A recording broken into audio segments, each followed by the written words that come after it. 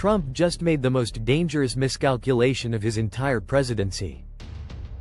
2 hours ago, the White House declared that the USMCA, the landmark trade agreement Trump himself negotiated, signed, and once called the greatest trade deal in American history, is now, in his own words, irrelevant.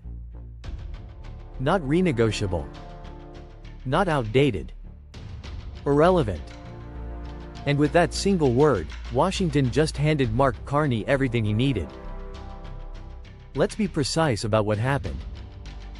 The Trump administration has been quietly building a legal architecture to replace the tariff tools struck down by the Supreme Court last month. Section 301 investigations have been launched against 60 countries. Canada is on that list, grouped alongside China, Russia, and a dozen developing economies, accused of failing to enforce forced labor bans. At the same time, USTR Jamieson Greer announced the United States has formally opened USMCA review talks with Mexico. Not with Canada. With Mexico only. Ottawa was not invited to the table. And when reporters pressed the White House on whether USMCA still mattered, the answer coming back through every channel was the same. The president considers it irrelevant. That word traveled fast. Before we get into what Carney did next, if you want to stay ahead of stories like this, hit that subscribe button and smash the like button right now. Because what happened in the next 2 hours changed the entire trajectory of this trade war. Here's what Washington did not model. USMCA is not just a trade agreement. It is the single legal framework keeping 85% of North American trade tariff-free. It is the reason Canadian auto parts flow into Detroit without a 25% markup. It is the reason American farmers can sell into Canada without retaliatory walls going up overnight. It is the reason $733 billion in Canadian pension fund capital currently sits inside American infrastructure, funding American highways, American airports, American water systems. The moment Trump called it irrelevant, every one of those dependencies became a negotiating chip in Carney's hands. And Carney knew exactly what to do with them. Carney appeared before cameras in Ottawa within 90 minutes. He did not look rattled. He looked like a man who had been waiting for this specific moment for a very long time. He opened with 4 words that went immediately around the world. Canada heard you clearly.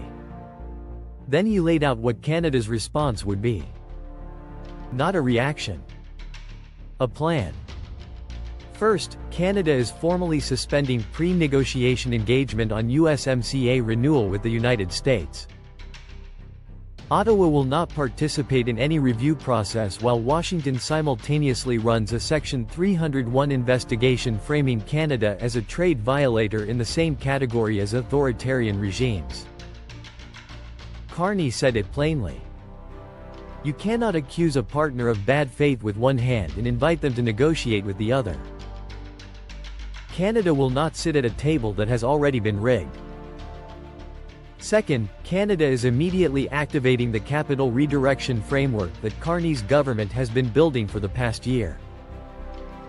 Canadian pension funds, the Ontario Teachers' Pension Plan, the Canada Pension Plan Investment Board, OMERS, and 4 others, collectively hold $733 billion in American assets. Highways. Bridges. Airports. Utilities. Carney announced that going forward, all new Canadian institutional capital will be directed to allied markets first. Europe. Japan. Australia. The United Kingdom. Not a single new dollar of Canadian pension investment will enter the American market while the Section 301 investigation against Canada remains open. The reallocation is not punitive, Carney said. It is prudent. Nations that treat Canada as a trade adversary should not expect to be treated as investment partners. Third, Canada is accelerating its own USMCA alternative. Carney revealed that legal and trade teams in Ottawa have spent the past 8 months drafting a comprehensive Canada-EU enhanced trade and security framework that can function as a structural replacement for the protections USMCA currently provides, if Washington walks away from the deal entirely. The framework has been shared with Brussels. The European Commission confirmed it had received the draft. A joint statement from Ottawa and Brussels expressed readiness to finalize the framework within 60 days if required. Fourth, and this is the move that made Washington go silent, Carney announced that Canada is opening its critical minerals supply chain to a formal international tender process. Lithium, cobalt, nickel, uranium, rare earth elements. Every mineral that American defense contractors and technology companies currently rely on Canadian supply to access. Instead of bilateral agreements with Washington, Canada will now offer long-term supply contracts to any nation that meets Canada's sovereignty and pricing standards. Japan has already submitted preliminary interest. South Korea is in discussion. 3 European nations sent formal inquiries within the hour. The American defense procurement system runs on Canadian minerals. That supply is now on the open market. The market reaction was immediate and brutal, for the American side. U.S. Treasury yields spiked as bond traders processed the possibility of $733 billion in Canadian institutional capital beginning a multi-year exit from American markets. The dollar weakened against the euro and the Canadian dollar simultaneously. Boeing fell on fears that Canadian defense and aerospace contracts would be redirected. American auto stocks dropped across the board as traders priced in the risk of USMCA collapse. Meanwhile, the Toronto Stock Exchange closed up on the day.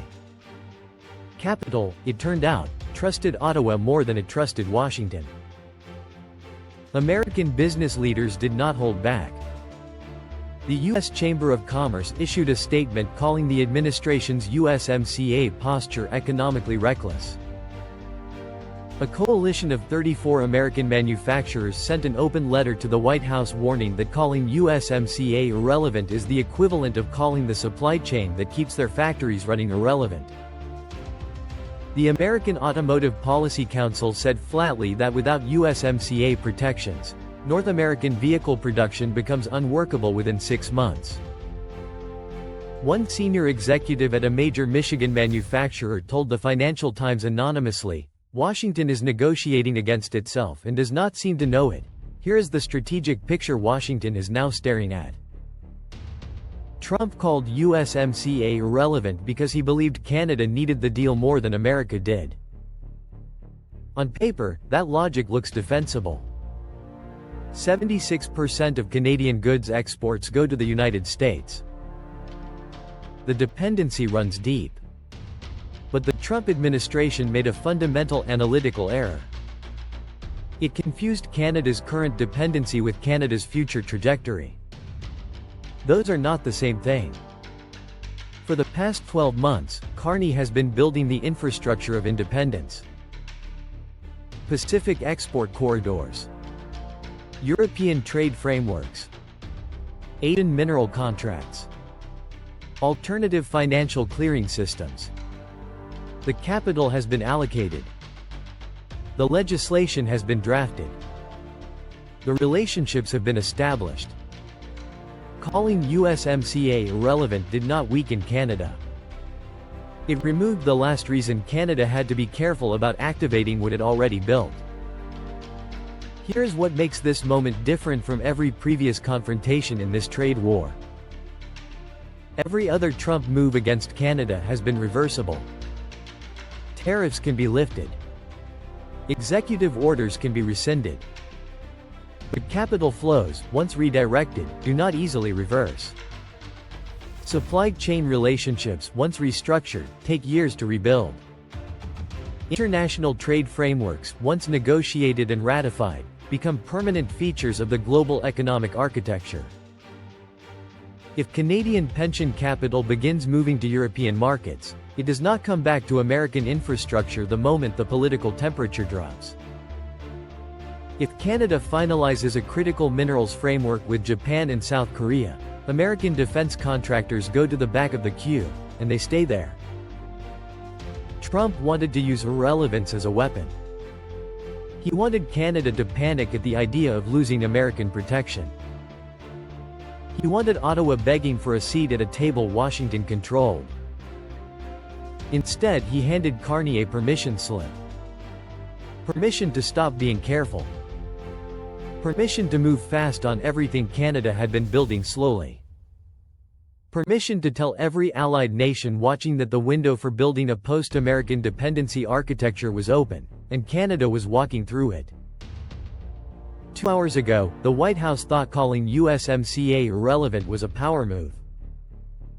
2 hours later, $733 billion in Canadian capital is looking for a new home. Critical minerals are going to international tender. A Canada-EU framework is 60 days from ratification. And every American factory that depends on North American supply chains is asking the same question. What exactly did Washington just do? Trump wanted Canada to fold. He got Canada's exit plan. And Washington, for the first time since this trade war began, does not have a single move on the board that does not hurt itself more than it hurts Ottawa. Smash that like button. Share this with someone who needs to understand what is really happening between the United States and Canada. And subscribe, because the next 48 hours will determine whether this trade war has a negotiated ending or a structural one. And right now, all the momentum is pointing in one direction.